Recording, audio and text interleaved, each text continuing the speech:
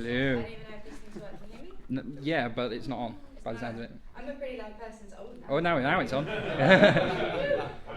everyone, welcome to a Valkyrie presentation. It's really lovely to see you all.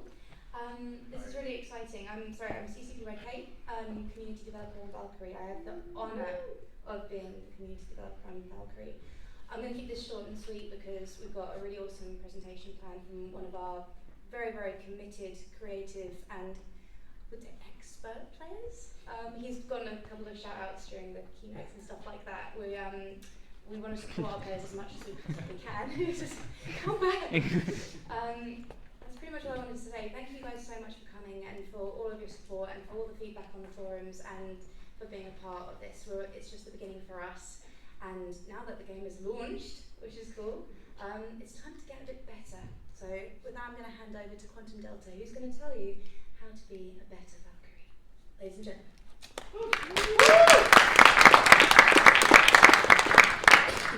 Thanks, guys, and thanks, Ricky. So I was going to start off with a huge, this is why you should listen to me. A lot of you already know who I am. And then Hilmar did the thing. Thanks. He's a great guy. So I'm going to skip the, I am fairly good at the game. I still firmly believe that there will be people who will be better than I am currently. 1.5 is easily as good as I am right now. So do not think, at the very least, that I'm in any way the best. The idea with this stuff is just to try and give people a look at things to think about whilst you're in space, whilst you're fighting. Things to have in your head that will just, as you develop flying, will genuinely make you better. If you have just an awareness of them, and that's all. There will be a fairly large question segment at the end, so don't worry. And the same, I'll be in duality for most of the rest of the weekend. And I'm happy to talk to anyone. So it is a flight sim. It is tailored for everybody. There is some fairly advanced stuff in it towards the end. Try not to nod off because it is the most important stuff, even if you are a rookie. Because this is how other people are beating you if you're losing. First off, this is more for when you're at home than when you're in duality. But when you have your headset, do the configuration. Mess with the IPD, the distance between your eyes, or the settings for the straps and everything. Just make sure you're comfortable, make sure everything is in focus, do some calibration. If things are out of focus and your brain is struggling, especially in VR, it makes you slower. It makes you physically react slower. So you're already putting yourself at a disadvantage. It's more important than people think. Actually, onto the game stuff.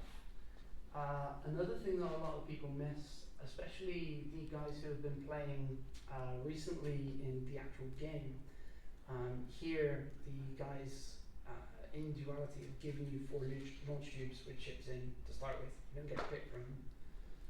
But at home, you make up your own.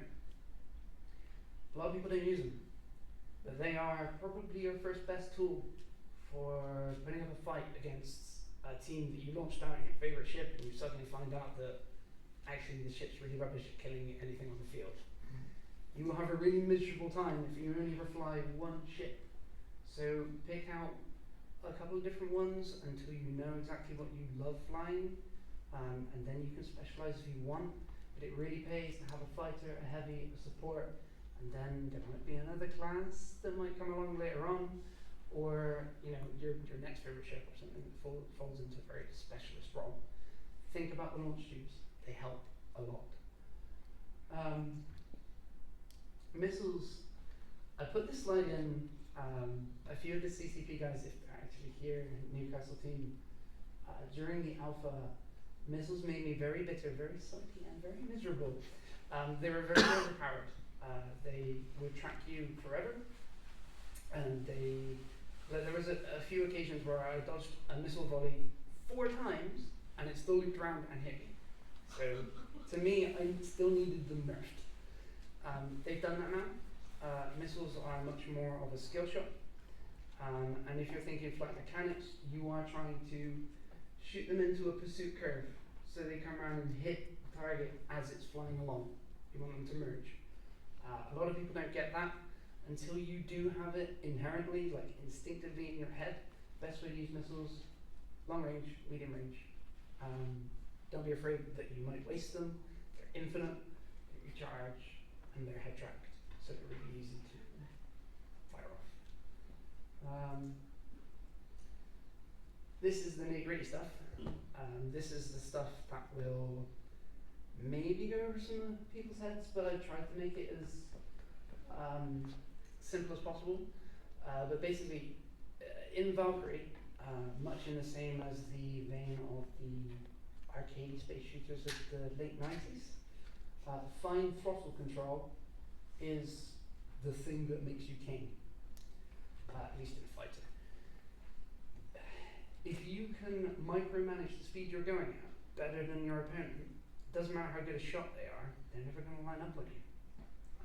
So even though like some battles may look between really good players like they're a big circle fight, there's always changes of speeds, there'll be slight changes of angle, and all of that will be to stop somebody lining up a shot on you the whole time.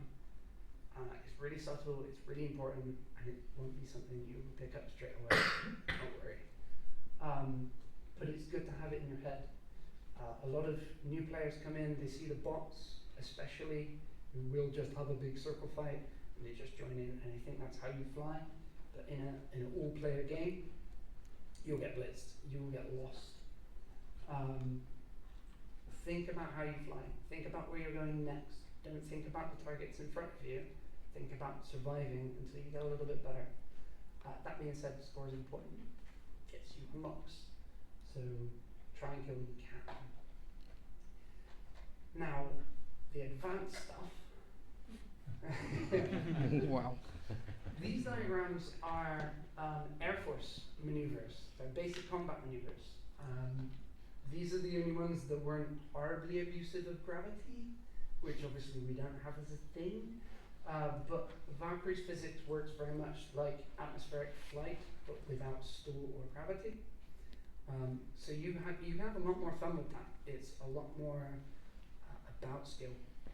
There's a lot more room for you to jostle and mess for position.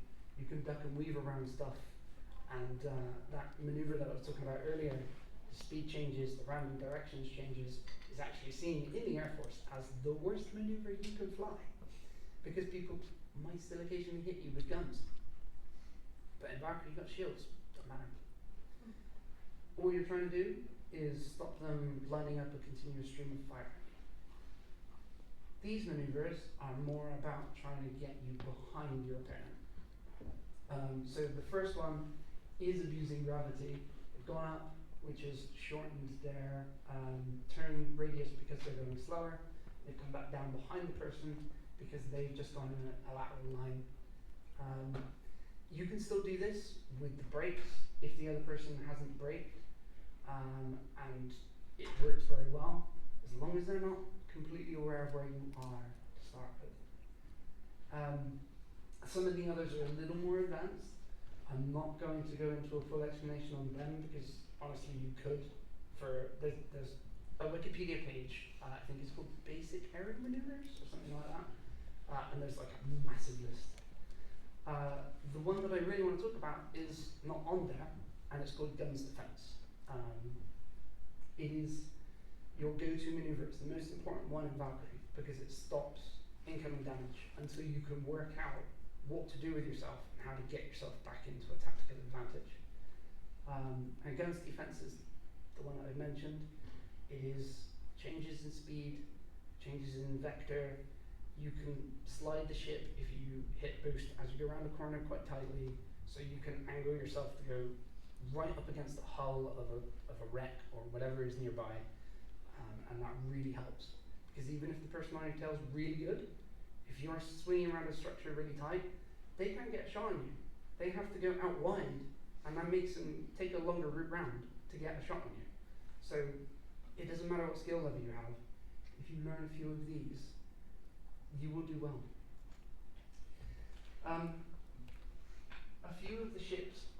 very specialized. They have a lot of niches to them. I picked this picture in specific because that is one of the ones that has probably the least used mechanism. That's the Goliath, the heavy. It's a missile boat. Very long range ship, fires off more missiles than any other ship in the game. The missiles are more like the missiles that got nerfed. They are very, very good. However, at short range, it's only got missiles. It kind of sucks. So you have to use the micro warp drive, which is the alternate weapon button on the heavies. They all have a micro warp drive, I think, to reposition yourself around the battlefield before you get in trouble. You can't wait until somebody's on your tail shooting you. You have to read the battlefield. And a lot of the advanced ships, they take a little bit of work. Sometimes they may seem rubbish to you right off the bat. They're not, I promise you. There are now no ships in the game that I would say serve no purposes, that they're rubbish or useless. They all have a niche. They're all good. This one's in here. I don't know what the tournament is going to be based on this year, whether it's team deathmatch or drone control. Drone capture mode is a little more advanced. You don't get it when you're in the newbie pool at home. The first 3 ranks of the game, you just flat out don't have access to this mode because it's seen as more advanced. These drones that you drop, it was mentioned in the Valkyrie keynote speech. They're there so that you can leave the area rather than having to sit there and babysit the control point. That being said, let's assume the red team turned up last and dropped their drone. They really should have blown up the other 2 first. Even if the other pilots on the other side of the map, blowing up those 2 drones will put their drone drop button on a 30-second cooldown. It's actually more valuable than killing someone. Really important, and a lot of people miss it. Those drones are how you win drone control mode. It's a bit like Conquest on Battlefield, except you use drones to capture the points instead of yourself.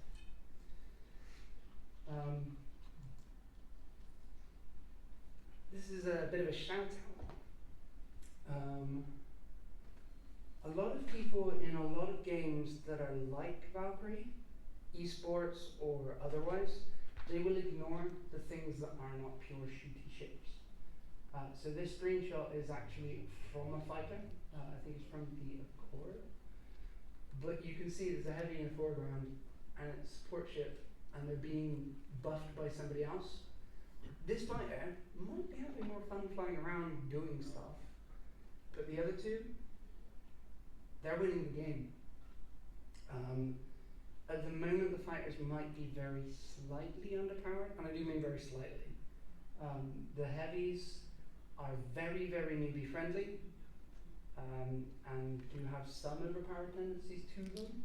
Most people won't be able to exploit that during the tourney, they won't work it out.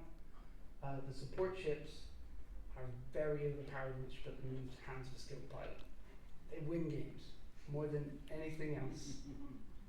So pay attention to them, try them. You won't regret it. I did this a lot quicker than I was intending on doing, but I'm very happy to take as many questions as you like. So,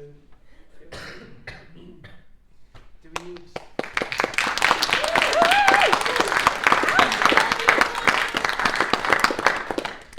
Thank you.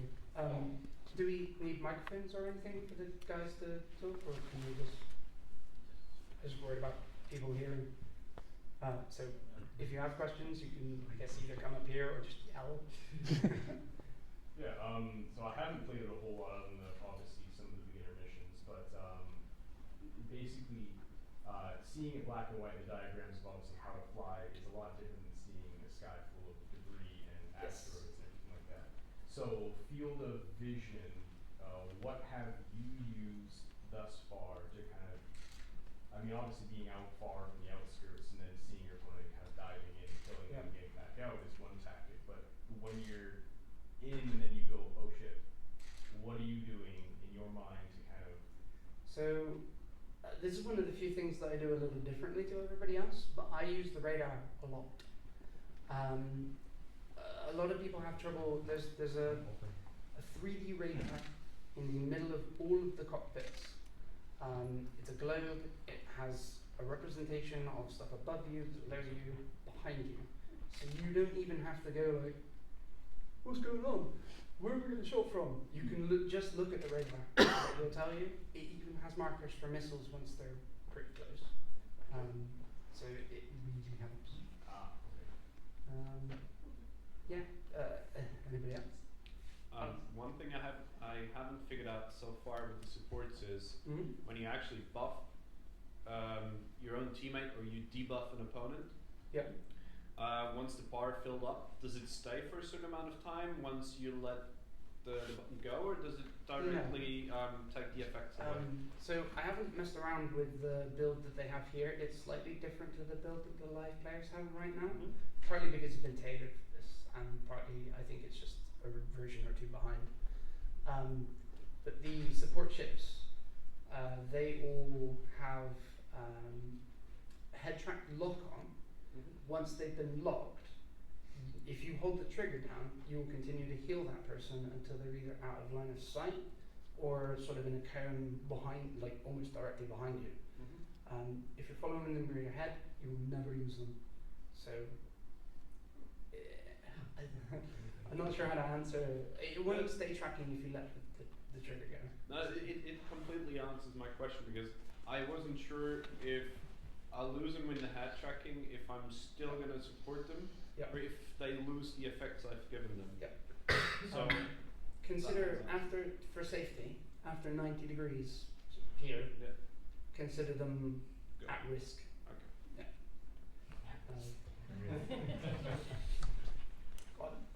You said obviously it's important to learn to fly all the different classes of fighter to get the hang of what you like. But what would you recommend that a brand new player start in to get the hang of the game? So for me, I really like the devs' maybe now controversial decision for some people to start everybody in the Wraith. It trains you how to fly. It's not the thickest shielded or armored ship, so you are a little bit vulnerable. And it does have a very good gun on it, but you have to really line your shots up and maintain a line for damage to get the most out of it. So the Wraith really teaches you all of the fundamentals that you need for the rest of the game. That being said, if somebody wants a little more casual experience, the heavies are really, really good for the newbies, because all their guns are just head tracked. Okay, so for a casual newbie, and I have one of those, maybe Wraith to unlock a heavy, and then Definitely. thanks. May I just, if you haven't played a lot, I think with the build here, the dispenser, the support ship, is also really, really newbie friendly, because you got the mag cannon, which you pretty much shoot in the direction of your opponent and it follows them. Means you can actually concentrate on buffing or debuffing with the head tracking without worrying that the cannon's going to hit them out. So the displacer, I'm pretty sure, is actually a fighter. It does have a It heal doesn't beam. say on the cards. No, I know. consider it the support. But it does have the heal beam as the support, so I can see why you're saying that. The mag cannon, it's good in that they are smart bullets, but they have a lag time on them. So if you're within a range, you still have to line up the shot. And if the person who you're fighting against is good enough in their throttle management, they can actually make the bullets miss anyway. The problem with recommending any of the mag cannon ships is they actually make people lazy and worse. But they are very forgiving if you just want flat stuff that's not moving. This is why I said here with this build, because lots of people haven't played a lot, so it works out fairly fine.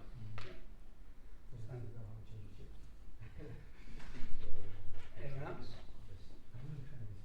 Yeah, you mentioned the Goliath, right, which is the missile boat, am I right?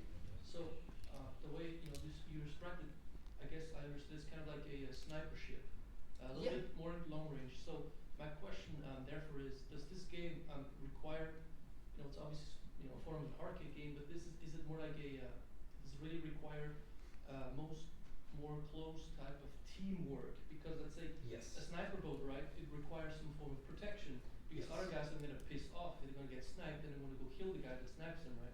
Yep. So initially in the game, it's usually everybody, with the VR. I pre-ordered it. I'm kind of new to it.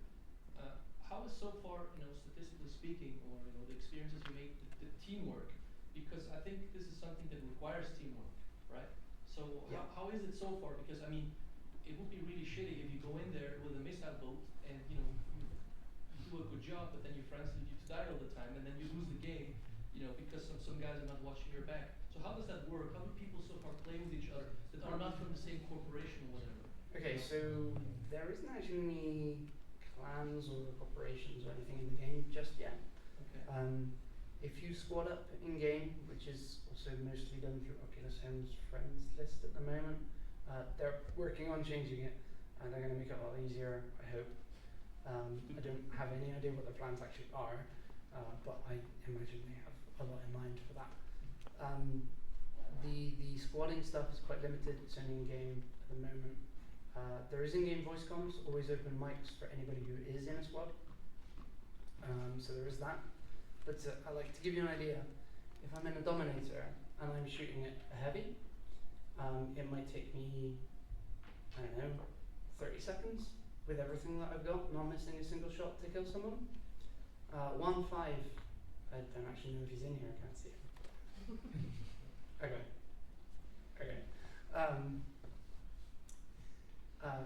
And I did a little stint where he was flying the Accord and I was flying the Dominator. The Accord is really good at stripping shields, and the Dominator is really good at blowing up anything armor-wise. And the combination of the two, we were killing stuff in like what? Seconds. Yeah, a second or two. Teamwork is a huge thing, huge thing.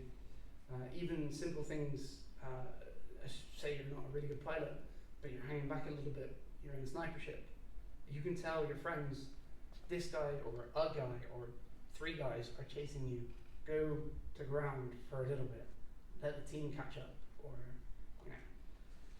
so it helps. There is a lot of that. So there is a type of communication where let's Yes. say you do a great job as a newbie flying the Goliath, but then you see people are coming for you. You communicate with maybe support ship or something. It can be like the medium between the front lines and where you are, right? Yep. And then Well, I help mean, so out. the thing, like, it is a support ship and it doesn't do very well up close.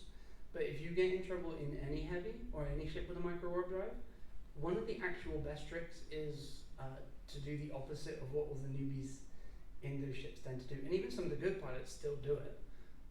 They will turn completely away from the battle and they will micro warp drive out into the middle of nowhere.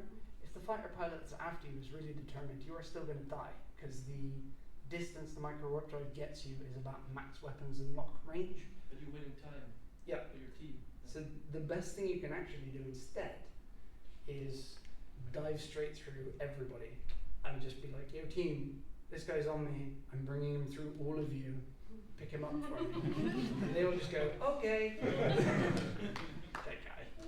That's a good one. Thanks. You're next?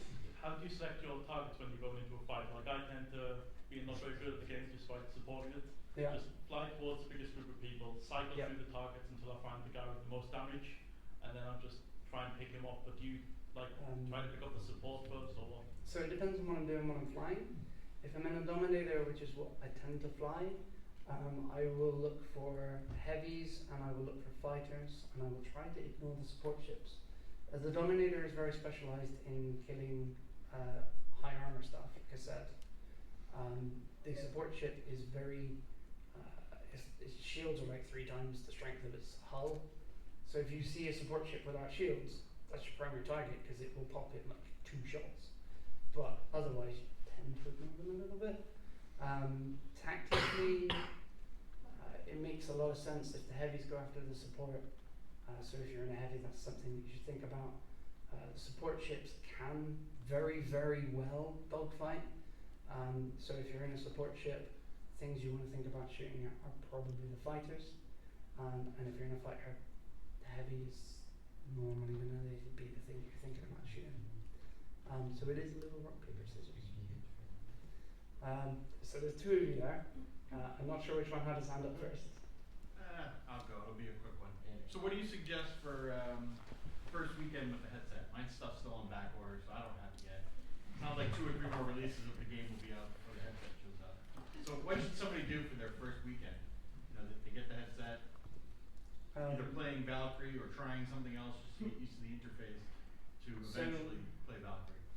Valkyrie can be a little intense for some people.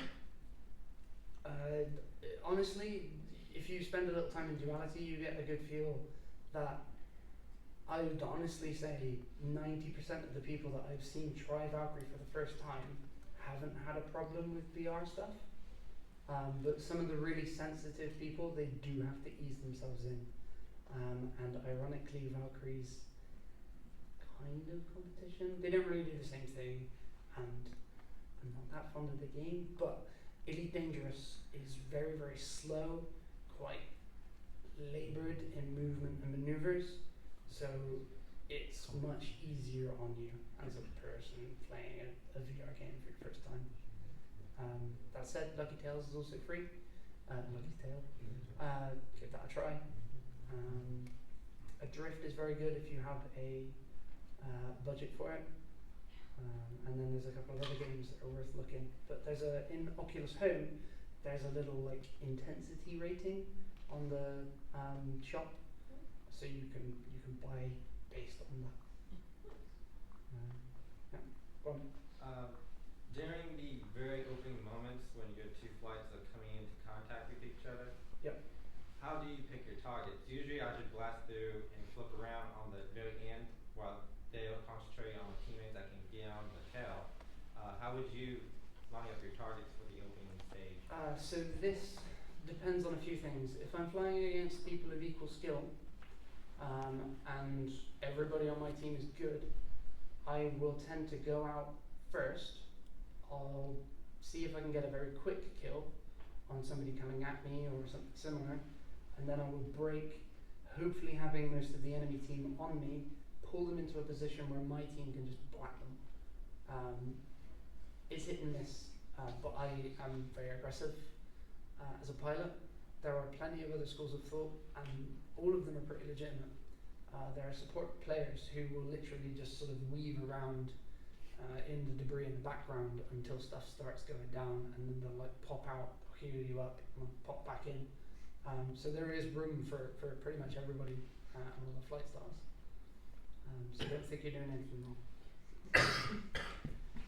Go on. Kind of coming out of the game, I guess, but like your setup at home, what sort of would you go with a swivel chair? I guess would you go with like a comfy chair? But I don't know if I have to actually move. So your upper max. I have the same chair as her. Yeah. Oh, The lady- DX. Yes, the X-ray chair for anybody else. The swivel on it really makes the heavy and the support much easier. You can make the support more of a command and control ship, because you can literally just be like flying in a straight line and going, okay, so that's happening over there, that's happening over there, you guys need to do this, and it really helps. So depending on what you're doing, yeah. But if you're in a fighter, it doesn't matter as much. Unless I'm against somebody really. Surely you should strap yourself to a board for the full fighter pilot experience.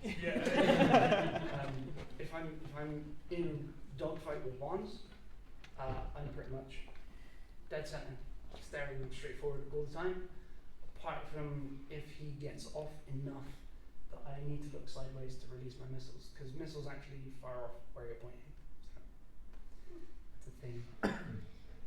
Do you use just the Xbox controller, or have you tried using with a Hota setup? I have tried joystick. It's not as ideal as an Xbox controller. The one piece of advice I have for everybody, newbie, advanced, whatever gaming history they have behind them, embrace how arcadey Valkyrie is. It is. If you're flying it like a flight sim, you will not do well.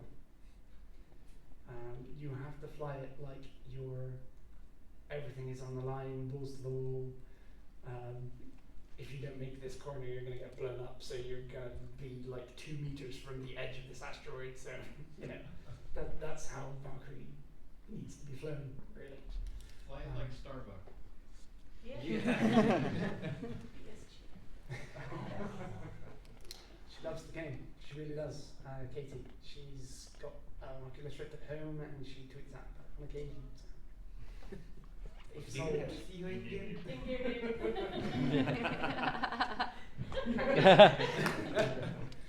But she is in game. As far as I know, I haven't seen her in a while. Yeah, she is very busy. Go on. For those of us who are more kind of defensive and tactical players, is there any good way to use the environment to your advantage apart from breaking line of sight? If you're in a heavy, be aware that you can shoot round corners. What? So flak is area of effect.